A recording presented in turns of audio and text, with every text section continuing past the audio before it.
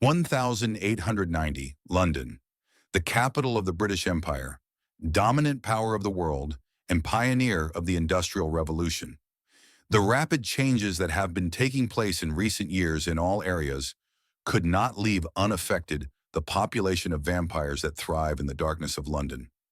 But what happens when a murder throws the vampiric society into turmoil and rumors rage that the end of it all is near and the Dragon Age will begin? Vincent Henry Smith, private investigator and vampire, was murdered. The place where Conrad, his servant, found him was a telegraph office.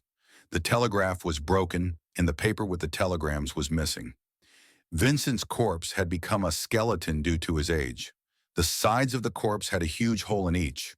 One hole had traces of resin and the other hole was cauterized. Near Vincent's corpse were his notes, which contained information about his research which was related to the rumors and superstitions about the coming of the dragon. Vincent's notes read, "Lamplighters the botanist, 12 Campbell Street, dragon, person or cult. Charles Babbage's machine, porphyrogenitus. The vampires who took on Vincent's research, along with Conrad and the golden watch he stole from his master, which bears his initials, VHS, visited the botanist who lives at 12 Campbell Street in one of the aristocratic neighborhoods of London.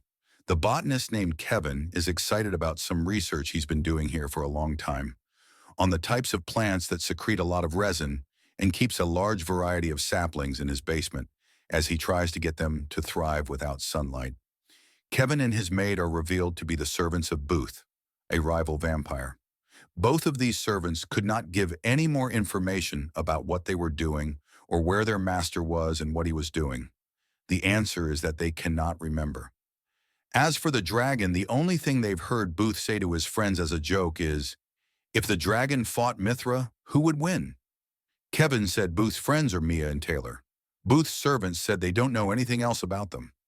In Kevin's office, a telephone, telegraph, and a metal structure made up of discs and gears that appear to be part of a larger industrial structure, possibly Charles Babbage's machine, are found.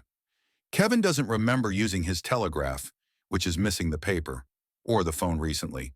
He remembers that he had made a phone call to the British Museum of History a few days ago, but he does not remember the reason.